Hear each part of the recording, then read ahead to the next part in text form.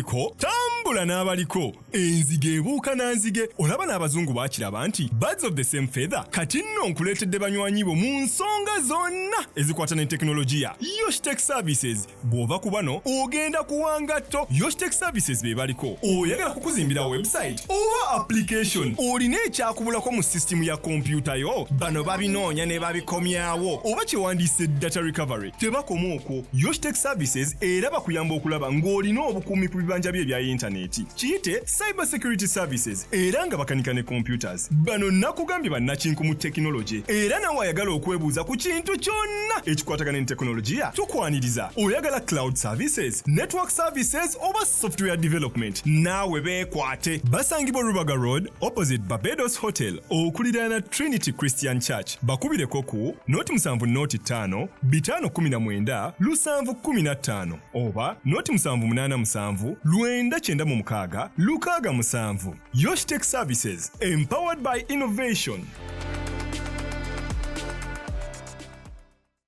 Obulamu bunyuma, obulamu buwooma. Ekyo tekiriiko awakanya wabula obulamu bunyuma bulamu agugi mazima wuliriza nkuleetedde ekyokuddamu ku ndwadde ez'enjawulo ezituteganya mu bulamu gwe wamma ne tulema okweyagala. JS Medical Hubs bano bakugu mu kujjanjaba ebizimba mu lubuto tujjanjaba hania n'abulira ddala otawanyizibwa ndwadde za lususu ebimmonde ku matu enkovu ezizimbye oba nsundo byonna tubibuzaawo ate nno tetukoma okwo era tujjanjaba ulcers sukaali pressure n'endwadde endala nnyingi abatawanyizibwa mu nsonga z'omukisenge nammwe tetubalekeredde tulina JS body cleanser nga bw'olinywa lino likamula obucaafu bwonna mu mubiri olwo JS immune booster ne lizimba obutaffaali mu mubiri linyweko weetangira okulwalalwala ku JS Medical Hubs eddagala tukozesa lya butonde teririna bulabe yadde. Basebo ne bannyabo mbalamusizaako mu linnya lya Mukama waffe Yesu yenze musawo John Sewanyana wano ku JS Medical Hubs njagala okujjukiza ekintu kimu nti obulamu buli mu ngalo zo byolya ku sowaani yo oba byonywa mu kikopo kyo bye bigenda okusalawo onaabeera mulamu oba onaabeera wandwadde. Tukuyita wano ku JS Medical Hubs tukujjanjaba endwadde jjukira nti ffe we tujjanjaba ensibuko tujjanjaba cause tetujjanjaba symptoms.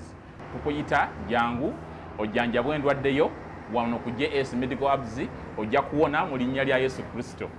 Amina. Tusangibwa Nansana okumpi ne Nansana Business Center oba tufune ku simu zino wammanga noti 7 noti 6 367 362 oba noti 772 999 noti 29. JS Medical Hubs for health and skin solutions.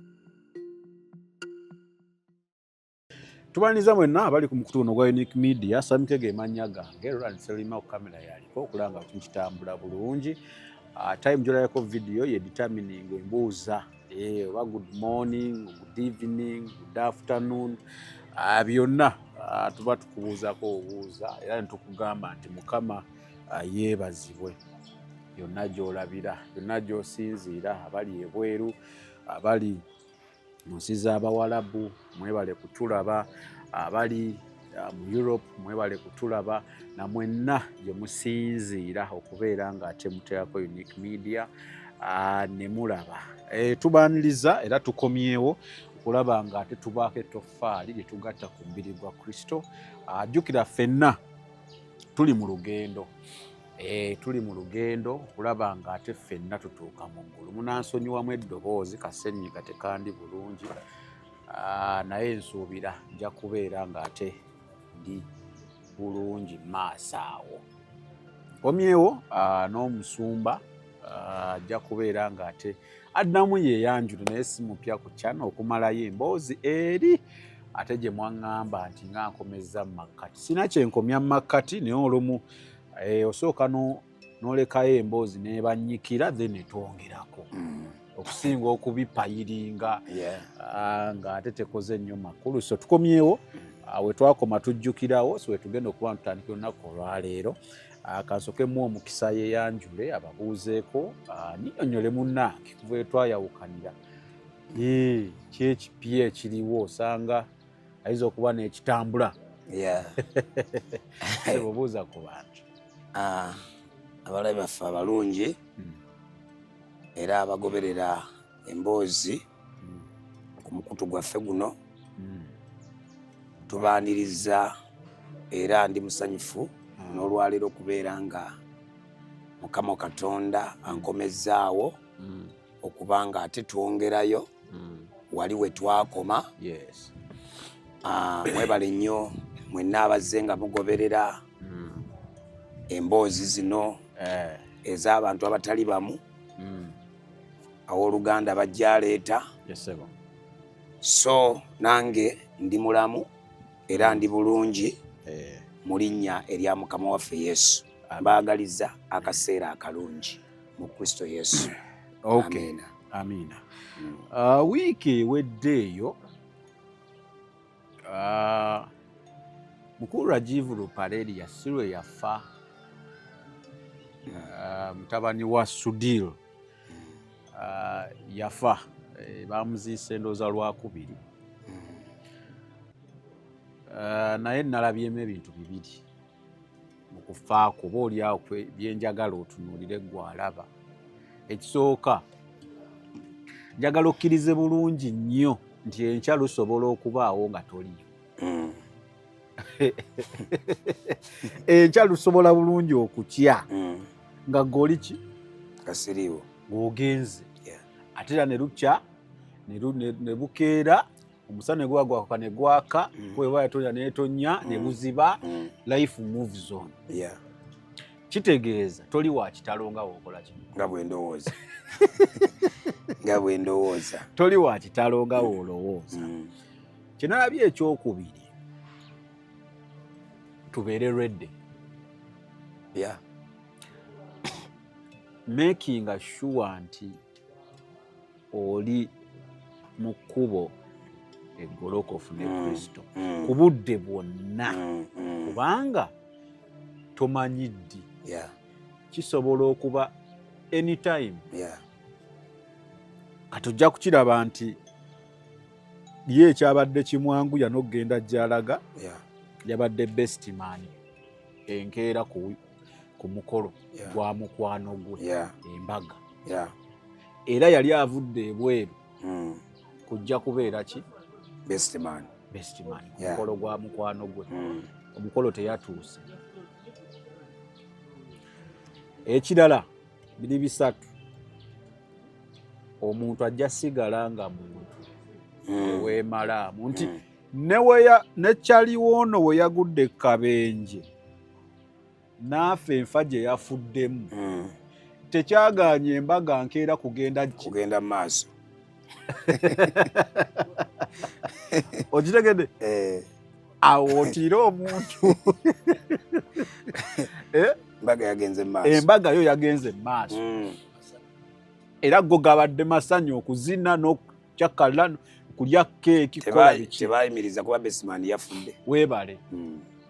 Kitegeeza replacement yafunise mangu nti oli agenze jangugobere ki. Yes, tweka omulala. So abantu yes. Era tobeeraawo nga weesiga simanya buli kimu omuntu. Embaga yawedde.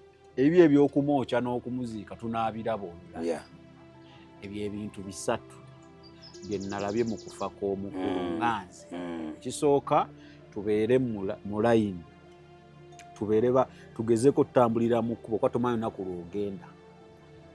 Nga tweteeseteese. Tubeere weebale nga tweteeseteese at any time. Ekyokubiri toli wa kitalo nga woolowooza. Totulugunya bantu.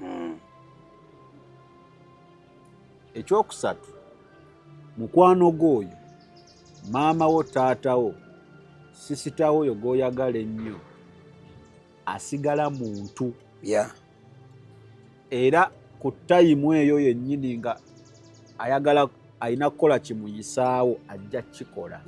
Oba wooli oba siriiwo oba toliiwo. Kale byenjagadde okwogera kuno kufooko kye nalabye. Ate munnange olaba omugagga afawo ati ate olwo gwanoonya mmere ya leero oli wa kitalo nga woolowooza. Siri wa kitalo. Kale twakoma ng'ogenze kufuna wagiri kyotya damula. omusota ne gujja ne gukwetooloola negwetoola n'ogenda ne gutambula ne gubulira mu muti bwe gubulira mu muti n'ogenda n'okwata akati eddoboozi ne ligamba nti genda okwata omuggo oba wakagukwata so kiri bwe twakoma so wenjagala otandikire naye kansooka empiseewo abakulu bano then tutandike.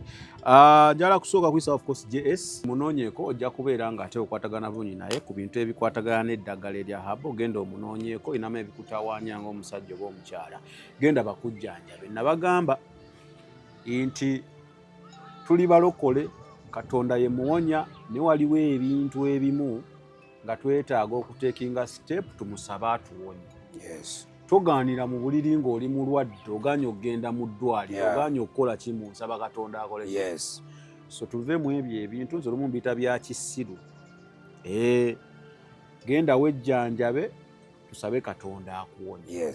So munoonyeko JS mukalanga ako enamba ze mweziri ojja kubeera ng'ate oyambwa then Yoshitech ye akwatagana bintu bya kompyuta bintu n'ebikwatagana ne tekinologi data waabuze oyagala kuzimba website oyagala kuzimba app byonna munoonyeko ojja kubeera ng'ate oyambibwa bulungi mu nnamba ezo eziri mu kalango ke ojja kubeera ng'ate okwatagana bulungi nnyo naye. Then tuyina omwami eyatwegase kwa mwita Zion Arts Zion Arts ali najja nankumbi awo so tukakuka enjoyi awo ojja kubeera ng'ate omutukako bulungi nnyo ddala mwami kalungi naye simanyi akwata ssimu bwe tuba tukubye mwami kalungi waleka ye sekuritalewo mundabire mutima mulungi mundabire naye musajja mulungi talina tabbu. Oyagala zi abstract oyagala zi 3 wall art pieces oyagala art pieces eza nature oyagala zi wall clock ennungi munoonyeeko wajja kubeera ng'ate akolako bulungi nnyo nnyini ddala ali najja nankumbi awo. Osobola omukubirako of course ku namba ya 0759060810 0759 0600810 oba 0705767939 0705767939 munoonyeeko era nange nzijaawo mukulu kalungi ompeyo za abstract mpaayo newampaayo 2 ziba zimmala nange ewange mpaayo 2 zokka zimmala naye nga munoonyeeko gwenna ayagala zi art pieces anything to do with art tuli ku Zion Arts era akalanga ako nga wookalabye ojja beera ng'omunoonyako musajja mulokole musajja mulokole tosuubirayo ate kuwaayo ssente zo kuyaaya ajja kubeera ng'akolako bulungi nnyo nyini ddala. Then tuyina Roland waffe alina Rolsa sebo omukulu oyo Roland alina kampani gye yatandise eri Kawaala yagiyise Rolsa ndowooza yagasse mannya ge Roland Seruyima Rolsa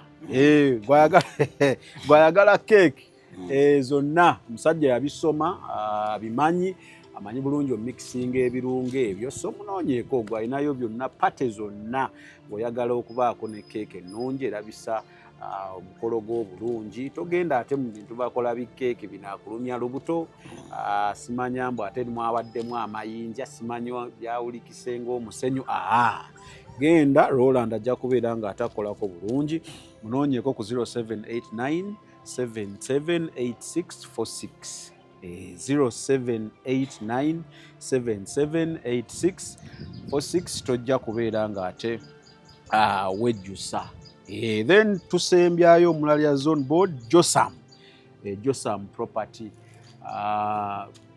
Properties banoonyeeko balina nsanaawo bakwatagana bintu by'amataka oli eyo oli Bulaaya ogenza okoza akasenteko oyagala ttaka kwatagana nabo Josam bajja kubeera ng'ate bakuyamba oyagala kugula poloti mu Uganda eno yonna, kifo kyonna kyoyagala mu Uganda, oyagala ettaka eddene, oyagala ettaka ettono, oyinza n'okuba oyagala nnyumba eziwedde z'abapangisa, oyagala zigula, byonna Josam ajja kubeera ng'ate bakukolako bulungi. Josam Properties osobola bakubirako ku namba eri 0748953261 0748953261. Josam bali Nansana awo banoonyeeko nakooyo okulaba abaana abakaaba nti bababbye, munsindise obusente bwange busimanya ate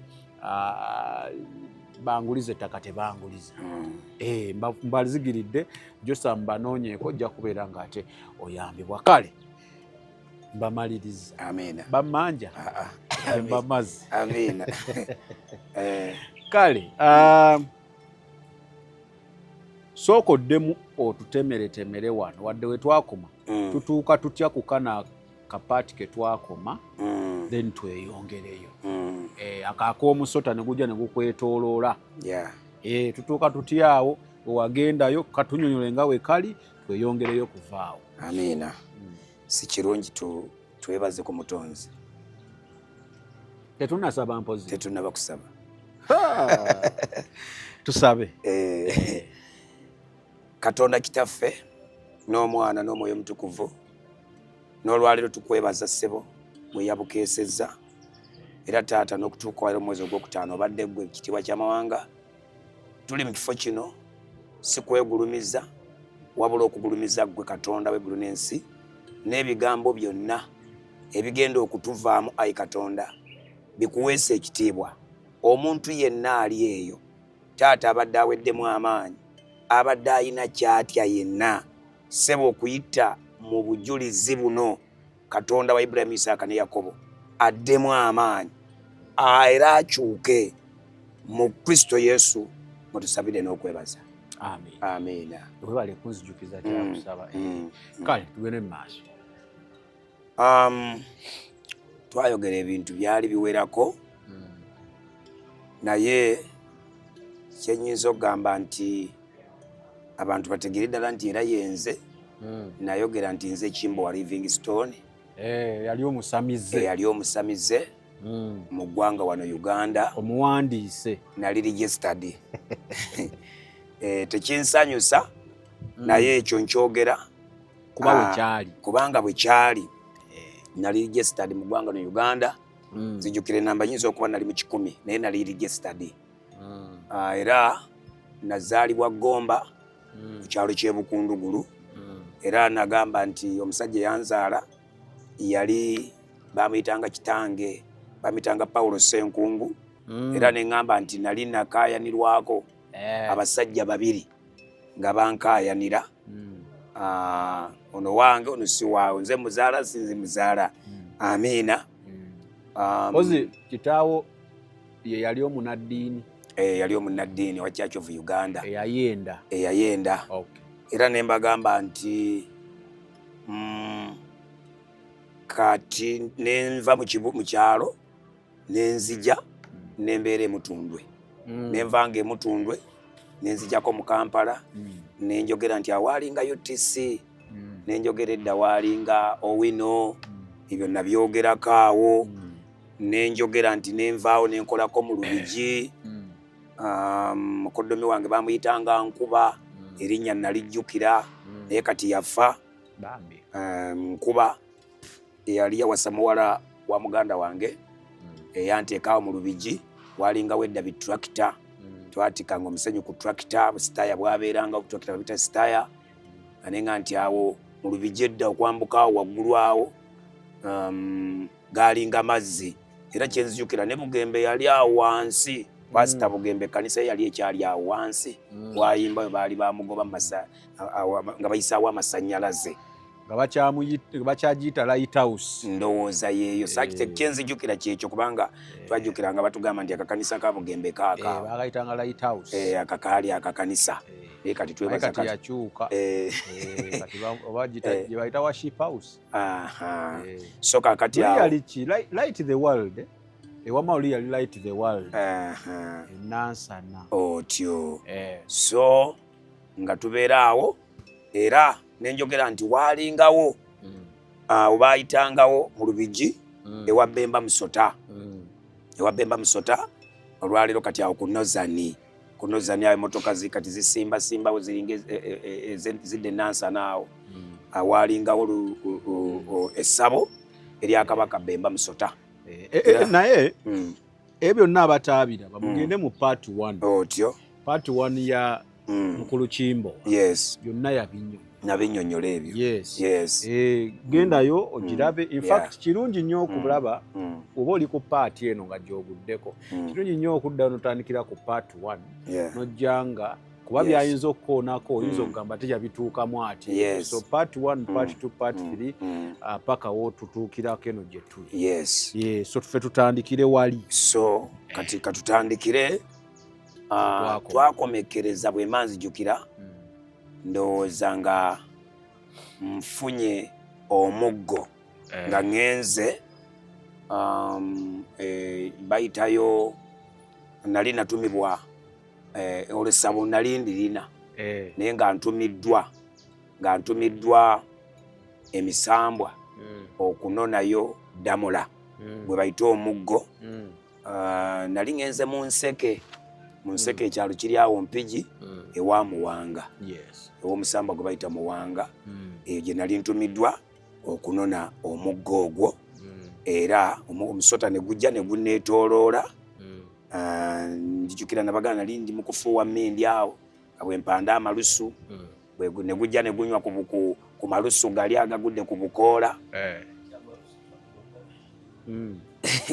gwo gwanywa amalusu kakati ogwali nanywanga ku mmindi nga mpanda wali agaali gagudde ku bukoola ne gumala ne gwetooloola bwe guti ne guneetooloola ne guddayo ne ngugobereza amaaso ngugobereza amaaso waaliwo omuggo gwali mumpi bwe guti ne gugenda omusota ne gubulira mu muggo ogwo. Omuggo ogwo gwaliwo oba nagwo gwafuuka? Omuggo seete saamanya oba omuggo gwaliwo oba tegwaliwo naye olw'okuba nze natunuulira omusota nga gugenda nalaba nga gubulidde mu muggo. Kati awo we tuli banayenze lumu nali nfuluma ennyumba gye nali dda nga tukyali ndowooza naye nga ndi mukulu wanjula nali ku kampasi gye nali mbeera ne nfuluma mwaye bino bipayipu ebazimbira mu mayinja nfuluma waliwo akasota kakoze kati kato ngenda okugezaako ttambula nga ndaba kalinga akakola ki akangoberera kati nalemuka kuba wadde n'okukakola ki naddayo buzimu ki olw'okutya. Kale ekibuuzo kye mbuuza ongambye omusota omunene gujja ne gukwetooloola muba temutya muba temukyatya bintu bino? Kakati mu ekyo kye ndowooza kati essaawa zino omuntu yenna sitaani mwoyo ne Katonda mwoyo. Sitaani bw'aba akwambadde ofaanana sitaani newankubadde nga obaako omubiri ne Katonda bw'aba nga akwambadde ofaanana Katonda newankubadde nga oliko ki. Kakati nali sisobola kubanga ntya kubanga nali ekyo nali musota newankubadde naliko omubiri nali sisobola kubeera nga ntya. Ekyo kye nnyinza okugamba naye bw'obanga tokiri obeerako entiisa naye bw'obanga okiri tosobola kubaako ntiisa. Kitegeeza bino bisitole byempulira nti oli ayina ssente naye ayina omusota gwe yeebaka nago byempulira tubagereesa biba bituufu? Kituufu nga tagutya oba tosobola kugutya olw'okuba nti ofaanana gwo era omwoyo gw'olina guba gugwe guba mwoyo gwa musota. Nakolako sitoole nali ne Roland oyo omukyala yali saidi z'e Katwawo yali yazaala omwana balongo omwana omu babiri omulala musota. Kati naye nga n'engeri gy'annyonnyola amunnyonnyola nga mwana ayo leo mwana wange oli omulala mwana wange oli omulala kati ne mubuuza naye omwana ono oba oyagala mulabako okola otya naŋŋamba muyite muyite empitanga 3 ajja ba atuuse nga maama toyita toyita so ekitegeeza sitaani akuggyako eno fiya noba nga ono alinga muganda oba kiri kyennyini lwakuba nti obaako omubiri so onaaba muganda wo yes oba kiri kyennyini aha omusota ngera bwe nakugamba omuntu otuula awo osobola okuyingira mu ssabo n'otuula n'oyita emyoyo n'ogikoowoola negijja naye gikuyingira tolaba kati bano abatuddewo be bategeera nti kati okyusiddwa kati ono si ye Kimbowa yes okyuse aba bakyakuyita Kimbowa bakuyita kiri bakuyita ekikuyingidde oba kijja ne kibagamba nti bazzukulu ntuuse ti gwani ti nze Muwanga saawa eyo oyitibwa Muwanga bazzukulu ntuuse nti gwani Nabuzaana saawa eyo oyitibwa Nabuzaana yes oba tokyalidde okay aha so omusota aguze gukwetoolodde yes ngukutte no omusota guneetoolodde gutambudde ngutaddeko amaaso nze baŋŋamba kunona muggo nali simanyi kyenona kigenda kuba kitya ebyo byaliyo nabirabireyo nga maze okutuuka kakati eddoboozi oba nempulira mu nze eddoboozi nga linga nti genda okwata omuggo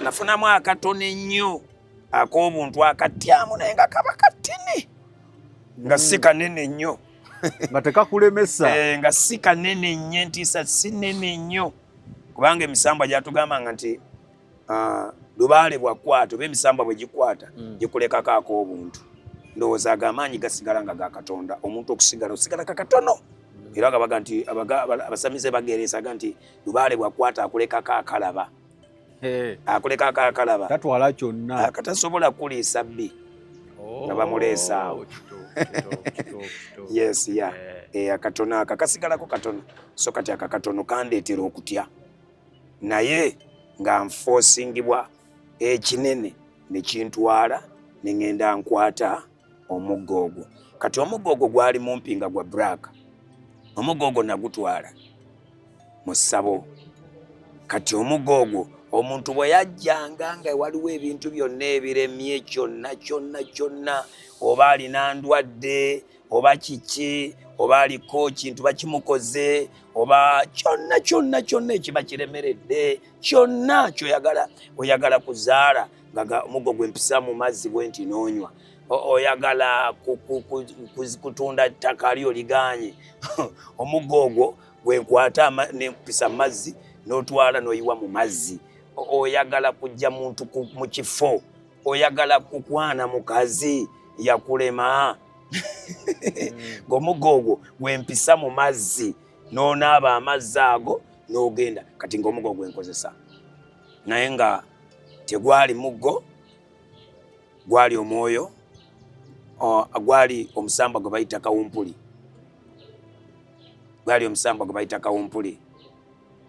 yali kawumpuli omusambwa gwe bayita kawumpuli naye nga gwolaba muggo naye nga nze nkimanyi nti kawumpuli so kakati omuggo nembeera nagwo nentandika okubanga neyongerayo okubanga nsawula yes naye nga bikola amaanyi ag'ekizikiza gye gali era saagalira ddala muntu awakana mpulira bulala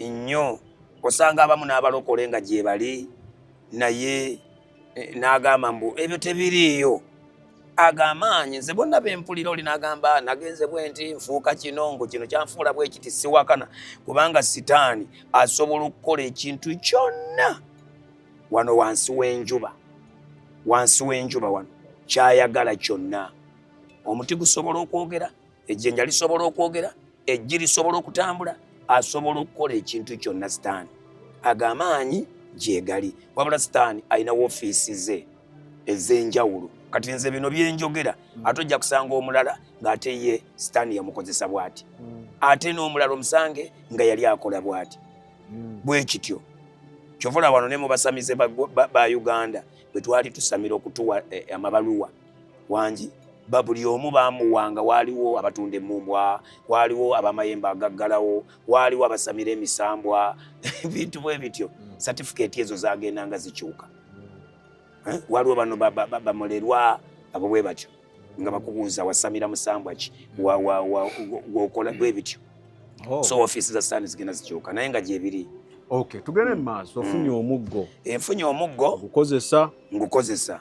Ngenze mu maaso n'okukola okuweereza Sitaani. Mpeereza.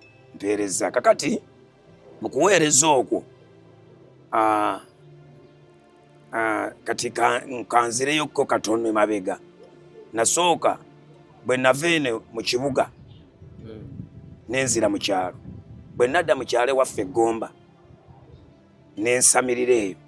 Kati eyo ewaffe Gomba sente zaali nga ntono nga baleeta siringi nze bandeeteranga 2,000 n'amatu g'emmwanyi 2 nga z'osaba nga emisambu ogundiko ze gusaba 2,000 n'amatu g'emmwanyi 2. Ati ng'omuntu omukolerako mu ddogo omulogera bw'alifuna n'akomawo ne yeebaza ng'ayagadde naye ate era bw'oba tokomyewo era bw'otakomawo baabikuwa babinona. Ewasitaani oddayo lwampaka ewasitaani weebaza lwampaka oba oyagala. Kyovola baŋŋamba abalokole ewasitaani olina kwebaza wampaka. Tobiyitanga bino ebya Katonda byatuwa n'otafaayo kwebaza n'akulekera ebintu. Ewasitaani weebaza lwampaka. Kyovola banjagala nnyo Yesu. So kaakati nembeera mu kyalo nensamirira ddala naye nga 2,000 matu g'emmwanyi 2. Kati nembeera nga ndi mwavu.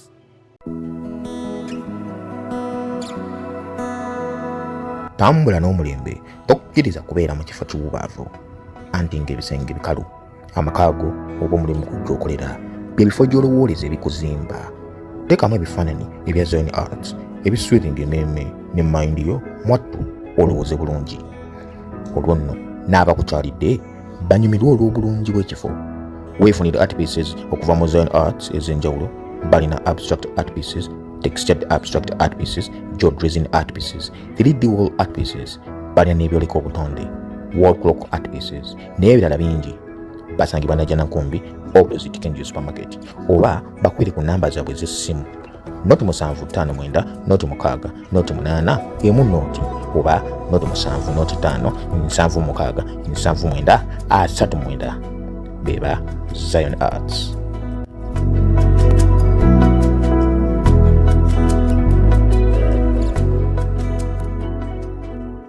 Newankubadde emisambwa nali njirina amadagala nga sekula byonna mbikola naye nga sirina ssente.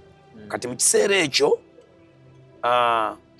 we baateekerawo ne wabaawo omuvubuka omu yali eyo waffe Gomba yafa naye yali asamira amayembe ga taata we ye yalina amayembe n'afa. Kati omuvubuka oyo n'asigala ng'asigadde mu ssaba eryo. Jjukira nange nali muvubuka mu kiseera ekyo. Kakati bwe yasamira n'avaayo najja mu kibuga yatuukira Nalukolongo awo. Bw'oba omanyiwe Nalukolongo bayitawo kuwambizi. Simanyi wone Nalukolongo awo kuwambiza waliwo olufula y'embizi naye bayitawo Nalukolongo awo. Awo n'apangisa awo n'atandika okukolera awo. Kakati we yakoleranga awo jjukira nze eri mu kyalo nasobolanga okutegeera eddagala. Kati nga nze ntema eddagala n'ensekula eddagala. Kati ye najja nga annonankako ampaayo ku ssente ne muwa eddagala emiti kuba emiti nali ngimanyi ne muwa eddagala ng'alina amayembe. Kati najja eno mu kibuga. Kati we yakomawo n'agamba naye Kimbo ofiira eno obwavu ssente gye ziri mu kibuga. Waalisabye bano bajjajja. Kati yali yasabira amayembe ate nga zirasabira misambwa oba misambwa egy'ensozi.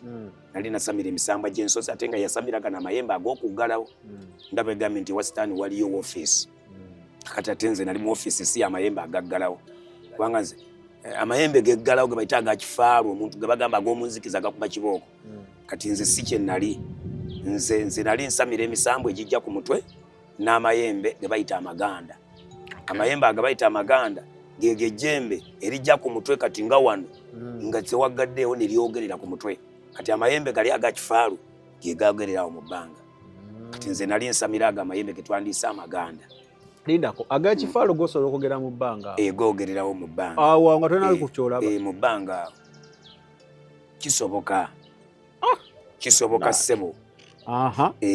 Kisobokera ddala.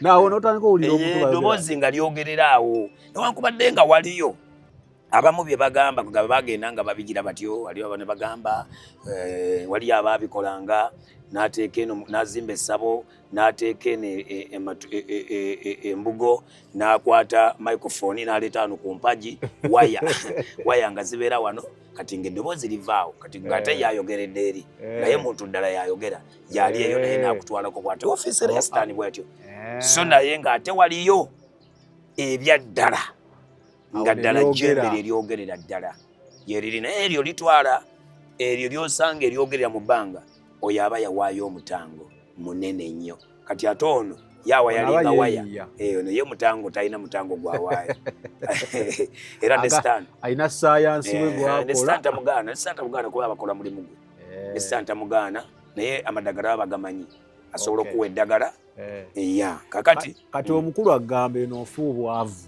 nfa obwavu kakati nangamba saba bajjajja bakukkirize ekiseera ekyo nali nsambira omusambwa gwe bayita Muwanga Sebyoto Muwanga Sebyoto ekiseera ekyo kati nangamba saba musabe akukkiriza ojja okole nensaba bajjajja ne banzikiriza kati nga nina okumala ennaku 9 eno mu kibuga 9 nenzirayo mu kyalo ne eka mwenda eno nensaba kakati ne banzikiriza nalina mukulu wange sijja mwogera linnya ng'abeera Lubaga awo naye kati abamu bwe babanda bajja kutegeera Lubaga ku Kabuusu yali kiyamani wa katale ako Kabuusu kakati yali asula awo ewa Kenny Lukyamuzi Lomi Wine nga yakatandika Lomi Wine nga yakatandika simanyi oba amaka tegayinza okuba weegali yabaawo we wawalinga amayumba kakati awo mukulu wange yali abeera era bwenva mu kyalo okujja okutandika okusawulira mu kibuga ntandikiraawo mu kabaawo ewa Lukyamuzi bwe nafuna kati nasooka mukulu wange nampangisiza ennyumba awo awo wennyini awo lino ekkubo lyolaba erikwata kati no ligenda Mutundo ku kanisa ligenda wali wa Musumba Tom lino erisigala wetu ka Jackson awo kalawundi awo waliwo wano lwakwa kati bazimbawo ne walingawo omukyala bamitanga Jjajja Mere yafa naye nga yayina essabo awo wetwapangisanga awo segeddewo bulungi walinga omukyala alina amayumba bamitanga Jjajja Mere nenge manju we walingayo omukyala omusawuzi eyayina essabo awo simanyi naye nateekwa okuba naye yafa ne mukulu wange we yapangisanga nampangisiza ennyumba kubanga mukulu wange yalina okupangisa ennyumba kubanga bajjajja be baali bamuwa amaanyi gayimiriddemu okuba kiyamaani bajjajja bagamuwadde kakati yalina okuba nga afuna ennyumba bajjajja banako ng'atambulira ku biragiro bya bajjajja mukulu wange simwogedde linnya naye kakati nentandika okusawuliraawo mpola naye neera ne mukulu wange omulala ng'akola mu ddwaliro Lubaga naye simwogedde linnya n'omulimu sijja gwogera kakati naye nga yakolanga Lubaga kati mukulu wange oyo nga baamuwa ennyumba ku z'eddwaliro era nagendanga eyo mu nnyumba ezo ez'eddwaliro naye nga nsobola okusawulirayo abantu mpola mu kimpukumpuku era eyo gye nafunira dokita era naye simwogedde linnya oligo watugambako weerubaga dokita oyo weerubaga era naye simwogedde linnya nentandikiriza bwe ntyo kati ate awo ono ye nja kumwogera kubanga ye muwala wange kati nabagamba nti mulongo babiri muwala wange owoku Radio Star ampita kojja ow'ebbaluwa ampita kojjaawe ebyaddala ndi kojjaawe ne bw'oba olina essimu n'omukubira. Mulongo Babirye ono ow'ebbaluwa ku bamaama baffe maama wa mulongo muganda wange. Ono atambuza emisomo. Maama wa mulongo Nalongo muganda wange. Kutumiddeko omulongo Babirye Saala. Babirye Saala. Kati ebiseera ebyo mulongo yali akyali ng'akyasoma awo bw'atyo mpolampola akyali muto. Akyali muto mpolampola. Njogedde nti ekimu njogezaako nti byebiro ebyo bitwabeereramu awo. Kati ne tubeera awo bwe tutyo nga nsawula awo. Mulongo Babirye mpulira abagambe oba tetwetaaga mwongerako. Ate kirina mutawana kuba muwala wange. Mpulira abagereese nti naye musawo. Kati siyinza kukugaana nti embwa ezaala mbwa. Kati ate siyinza kukugamba nti era nkugamba nti Babirye yali atuddeko mu maaso gange ng'andika emizimu kojjaawe era giyina bye gyali bimukoleddeko. Zemule nali mmanyi asoma busomi bbaluwa n'asindika abantu. Era si musabira okulokoka. Musabira okukola ki? Okuba ng'alokoka. Ebbaluwa zino mpulira era abagereesa nti abaali abasawo ebiseera bana kati bakyaliyo babikozesa si abaali abalogo nti mwe abaateekanga mu ssente ebbaluwa zino kubalanga kituufu. Era ebbaluwa egenda okumaliriza ku mulundi guli emaliriza egamba ne waliwo omusajja eyajja n'annyamba so byabanga Roland obwo obukodyo bwennyini era ababikola bonna bukodyo bwennyini bubeera bw'abalogo. Saagala bayita basawo. Mpazi waŋŋaano njagala bayita balogo. Buba bw'abalogo. Nkyekyogerera buba bw'abalogo bali. Kyokka osanga mama n'akyafiira ku bbaluwa bambi akawala ne kabonaabona. So mutuula ne mu biyiiya. Babiyiiya naye ng'okumaliriza ng'ono yakifumba. Okukyuka bwekiti okugwerero ng'abantu bali bonna basinga. Naye munali ntambula bampa ennamba oba ennamba nnungi bawe. Yaŋŋamba sigaba nnamba.